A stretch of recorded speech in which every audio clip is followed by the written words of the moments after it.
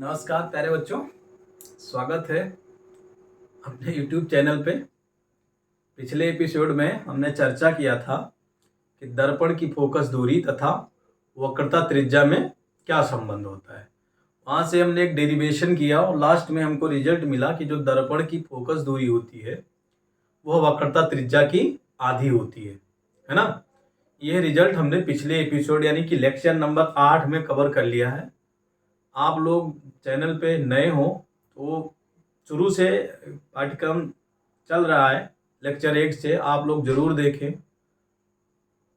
और आज के क्रम को आगे बढ़ाते हैं। और आज जिस टॉपिक पे हमें चर्चा करना है वो टॉपिक है आपका प्रतिबिंब।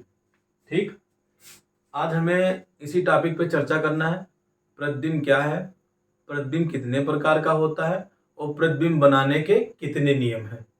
ठीक, आज हम इन्हीं 3 टॉपिक पर चर्चा करेंगे। प्रतिबिंब क्या है, प्रतिबिंब कितने प्रकार का होता है और प्रतिबिंब बनाने के कुल कितने नियम हैं। तो आओ देखते हैं प्रतिबिंब पे। सबसे पहले डिफिनीशन हो जाए एक बार। क्या होता है, जब दो या दो से अधिक प्रकाश की किरणें किसी वस्तु के किसी बिंदु से चलकर दर्पण से परावर्तन के पश्चात एक दूसरे को जिस बिंदु पर काटती हैं अथवा काटती हुई प्रतीत होती हैं उस बिंदु को उस वस्तु का प्रतिबिंब कहते हैं। क्लियर? फिर से एक बार, जब दो या दो से अधिक प्रकाश की किरणें किसी वस्तु के किसी बिंदु से चलकर दर्पण से परावर्तन के पश्चात एक दूसरे को जिस बिंदु पर काटती हैं अथवा काटती हुई प्रतीत होती है उस बिंदु को उस वस्तु का प्रतिबिंब कहते हैं। क्लियर? आओ देखते हैं। मान लीजिए हमारे पास एक दर्पण है।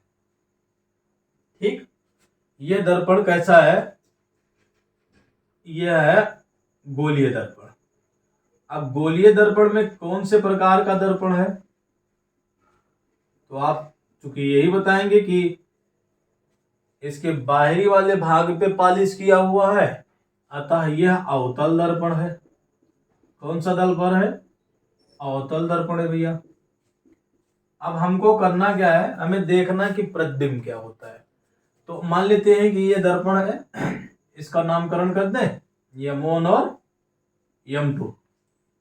ये हो गया इसका मुख्य अक्ष, ये हो गया इसका ध्रुव P, यहां पे होगा इसका फोकस F और फोकस से दुगने दूरी पर होगी इसकी वक्रता केंद्र C। ठीक है, अब हम मान लेते हैं कि एक वस्तु है, मान लेते हैं कि ये वस्तु है, ये एक वस्तु है। ठीक, ध्यान से देखना। अब होता क्या है कि एक प्रकाश की किरण यहां से चलती है जो मुख्य अक्ष के समांतर है। ठीक, अब यह प्रकाश की किरण यहां से परावर्तन होगा और परावर्तन होने के पश्चात यह प्रकाश की किरण मुख्य फोकस से होकर गुजर जाएगी। ठीक, एक प्रकाश की किरण इसके फोकस से होकर गुजरती है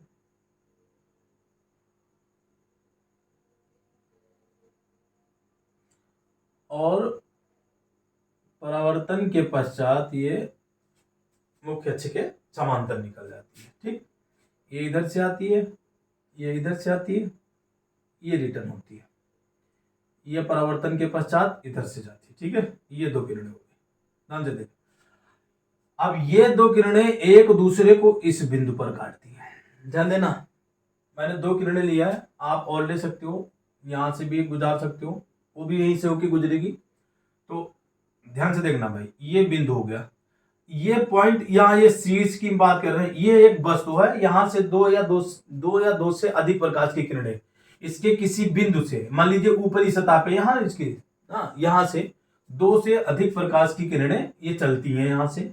अब ये दोनों प्रकाश की किरणें एक मुख्य अक्ष के समांतर निकलती है और दर्पण से परावर्तन के पश्चात फोकस से होकर गुजर जाती है और एक फोकस से गुजरती है जो मुख्य अक्ष के समांतर हो जाती है, यह दोनों एक दूसरे को यहां पे काटती है। तो ये वाला जो पॉइंट होगा इसका प्रतिबिंब बना यहां। अब इसी वस्तु के हम किसी दूसरे बिंदु यहां से लेंगे तो इसका प्रतिबिंब कुछ ऐसे बनता चला जाएगा, ध्यान देना भाई। तो एक अब यहां से अगर हम ये लंब डाल दें, ठीक, तो ये वस्तु का बन गया प्रतिबिंब, ये वस्तु का प्रतिबिंब बन गया। देखो हमने डिफिनेशन क्या बताया, जब दो या दो से अधिक प्रकाश की किरणें किसी वस्तु के किसी बिंदु से, किसी वस्तु के किसी बिंदु से चलकर दर्पण से परावर्तन के पश्चात एक दूसरे को जिस बिंदु पर काटती हैं अथवा काटती हुई प्रतीत होती हैं, उस बिंदु को, उस वस्तु का प्रतिबिंब कहते हैं। क्लियर? तो ये हो गया। अब देखो प्रतिबिंब कितने प्रकार का होता है?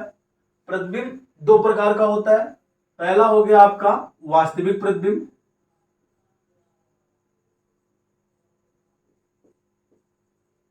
ये हो गया आपका वास्तविक प्रतिबिंब।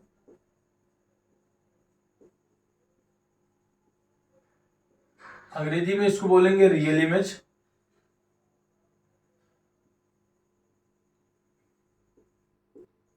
और दूसरा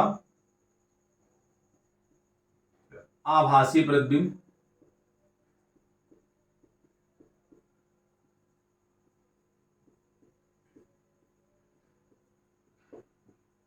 दूसरा क्या हो गया बच्चा? आभासी प्रतिबिंब, और इसको बोलते हैं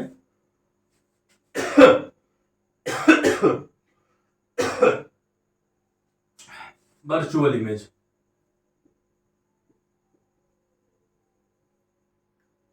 इसको क्या बोलेंगे? Virtual image. ठीक। अब प्रतिबिंब कितने प्रकार के हो गए? दो प्रकार के हो गए। पहला आपका वास्तविक प्रतिबिंब और दूसरा आभासी प्रतिबिंब। अब इनका डिफरेंस देखो क्या होता है।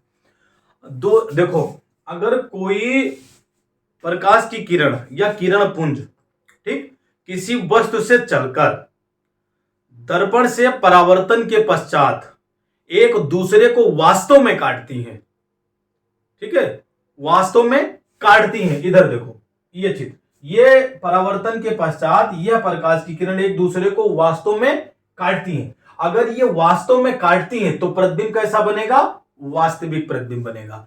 और अगर दर्पण से परावर्तन के पश्चात एक दूसरे को काटती हुई प्रतीत होंगी, काटेंगी नहीं, काटती हुई प्रतीत होंगी, तो प्रतिबिंब कैसा होगा आपका? वह होगा आपका आभासी प्रतिबिंब। जैसे चित्र देखते हैं, मान लीजिए हमारे पास एक दर्पण है। दर्पण कौन सा है? इसके अंदर वाले भाग पे हम पॉलिश करते हैं तो दर्पण अपना कैसा हो जाता है? हो जाता है उत्तल दर्पण। ठीक,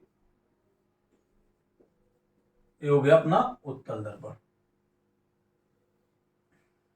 इसका ध्रुव P है, इधर कहीं इसकी फोकस होगा, मान लेते हैं ये है F, और इधर यहां पे इसका वक्रता केंद्र C। एक वस्तु है जो दर्पण के सामने रखी हुई है। ठीक, देखना भाई ध्यान से, यह यहां से कुछ प्रकाश की किरणें निकलती हैं। आइए देखते हैं। एक है जो मुख्य अक्ष के समांतर, यह मुख्य अक्ष के समांतर दर्पण से क्या होता है? दर्पण पे पड़ता है, मुख्य अक्ष के समांतर दर्पण पर इंसिडेंट होता है। होगा क्या? यह प्रकाश की किरण यहां से इसका परावर्तन होगा और ये परावर्तित हो जाएगी। चूंकि ये मुख्य अक्ष के समांतर थी तो ये क्या होगा? ये इसके फोकस से होकर, चूंकि देखो यहां से परावर्तन हो गया ना, ये लौट गई इधर, पीछे तो आएगी नहीं, तो हम क्या करते हैं? इसको पीछे बढ़ाते हैं, देखते हैं कहां पे मिलती है। तो चूंकि ये देखिए, ये इसके फोकस से होकर जाती हुई प्रतीत होती है। अब एक प्रकाश की किरण क्या होता है? ठीक, ये इसके वक्रता केंद्र से होकर जाती, यानी वक्रता केंद्र की वो आती हुई प्रतीत हो रही है। ध्यान से देखना,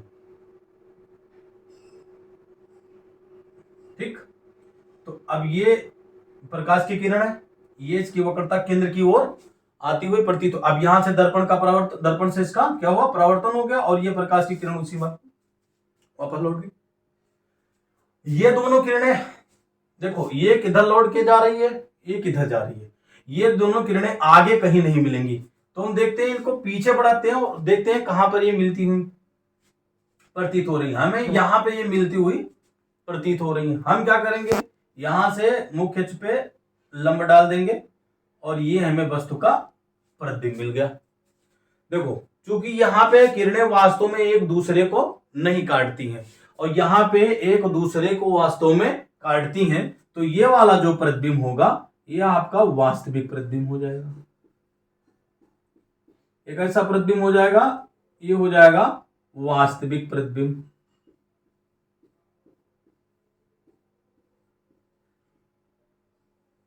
ठीक, ये वाला कैसा हो जाएगा प्रतिबिंब, ये आपका जो प्रतिबिंब होगा ये हो जाएगा आभासी प्रतिबिंब।